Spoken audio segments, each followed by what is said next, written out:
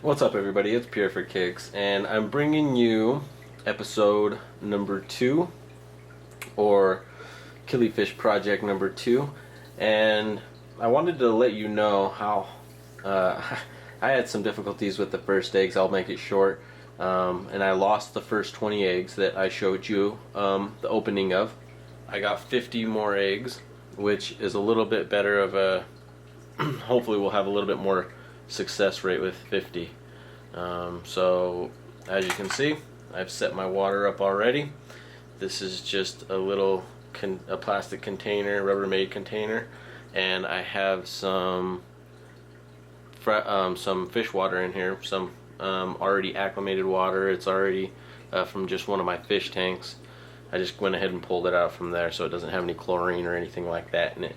So what I'm going to do is I'm just going to go ahead, and I think what I did last time is I might have kept the light too close and got them too hot, and they need to be at 80 degrees.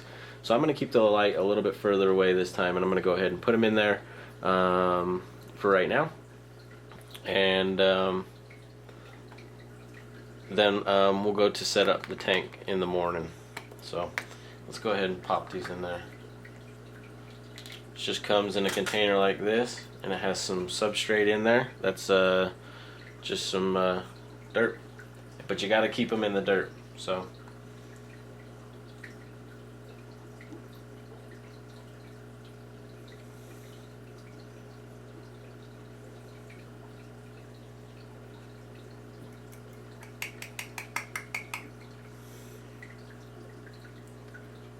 I want to make sure there's no eggs in there, and we're good. So I'm going to leave that in there for the night, and we'll go ahead and set up the tank in the morning, and I'll go ahead and bring you a little video of that as well. Alright, so the next thing I'm going to do is that what I did is I threw a little floating thermometer in here, and what I'm going to do is I'm going to get it at right at 29 degrees Celsius, or around close to that. And how I'm going to do is just this little adjustable light. I'm going to watch and see how hot it is, and then I'm just going to adjust it closer or further depending on how hotter or colder I need to get. So I'm going to try to get this to read a little bit hotter. I want to get it up to like 82 or something like that, or closer to that. Then I'm going to wait 24 hours, get the tank ready for any little baby eggs that we have. I got I'll show you the setup on that. Yeah, and we'll go from there. Dude, check it out, everybody. This is the same night. I came back an hour later, and look what I found. First time ever. I swear I put these in water no more than an hour or two ago, and look what that is right there. I'll bump it a little bit. This guy right here with these two eyes.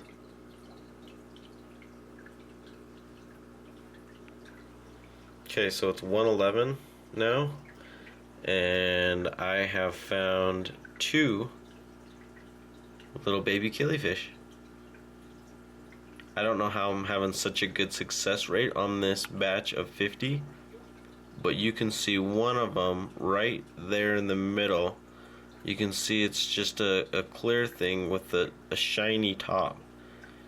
And then if you come up here, oh, you can see the other one moving. There he is. There's just 2 little beady eyes right in the middle of the screen.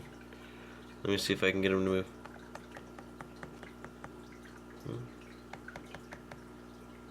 No? There's one of them. Where'd the other one go? Oh, he's still right there. So yeah, there's one. Oh, he just moved. There's one. And there's the other. So I gotta get the fry tank ready as soon as I wake up. Alright. Perfect kicks. Alright, well, it's the morning now. It's about 11 o'clock a.m. And as you can see, there's one of the little babies right there in the middle of the screen, swimming around. And then this one right here. He's right in the middle of the screen on the right hand side of that big piece of soil. You can see his two little beady eyes and his skinny little body. Those are the only two that I have found so far. But I'm going to go ahead and prep the tank right now, and we're going to go shopping for the rest of the things we need. Alright, now we're in my other room downstairs, and I got all the equipment that I'm actually going to need for the Killifish project. Now this is going to be a pretty big tank for them to start out with. I didn't know whether I was going to start out with this little guy right here, which is a 2.5 gallon, and I'm almost thinking that I probably should do it.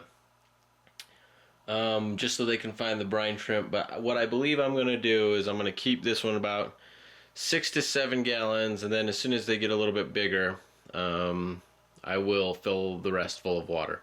So as you can see, what you're going to need is a 10-gallon tank, preferably with a light on top if you can. The killifish are definitely jumpers when they get bigger, so make sure that you have a cover top on whatever aquarium that you have them growing out in. Now at the very first, obviously they're not going to be jumping, but remember that for the future. I got a little air compressor or an air pump. This is a Whisper 10-gallon air pump, and then I have two different types of sponge filters. I'm not too sure exactly which ones I'm going to use. This is the one I'm actually leaning towards. This is the double-sided little wall mountable sponge filter. It's the bio sponge filter. You just hook it up with that little nozzle right there, and then you can direct the air bubbles in whichever direction you'd like it to go. I have went and picked up a heater. Now this is a little bit bigger, a big heater for a 10-gallon tank. Usually you'd have a 50-watt heater, but I got this heater for $14.99, so it was a really good deal. And that means that my heater will just work that much more or less to keep the tank at what temperatures I'll need them at. Then I have another bio sponge filter. As you can see, this is the stand on the bottom type, and I was going to go with this one. I'll probably end up putting this sponge filter in there once they get bigger, because this is my preference of sponge filters. And then as you can see, I have just the normal glass thermometer, so I'll make sure I can watch the temperature. So let me go ahead and set this up. And what water I'm going to be putting it in is I'm just going to be grabbing some water from one of my other tanks, acclimated water already, and I'm going to go ahead and fill it up. Usually what I do is about a 70-30 or an 80-20 mix of acclimated water to fresh water. Obviously the larger one being the acclimated water. And also I might be putting in some Java moss in this tank, due to the microorganisms that live into the plants and things of that matter, like Java moss, that will feed the killifish for the first few while until I can get them some baby brine. So let me go ahead and set this tank up, and I'll be right back. Voila. The killifish tank is all set up now. You can see it is pretty basic. I have a 10-gallon tank, sponge filter, heater, and a thermometer. I did end up throwing a little bit of Java moss in here so they'd have some food as soon as they got in. As you can see, it spread some stuff across the bottom. Hopefully they'll have some microorganisms in there or whatever that they can eat. And the filter is running pretty good. I don't have the tank filled up all the way, but it's pretty much filled up. And I just have my Whisper 10 check valve, and it goes just right to the sponge filter. So yeah, that's about it. That's probably going to be it for this episode. Hopefully the next one is bringing you putting them in here at 11 o'clock because that's where we're going to take them out of the tray. Pure for Kicks, I'm out.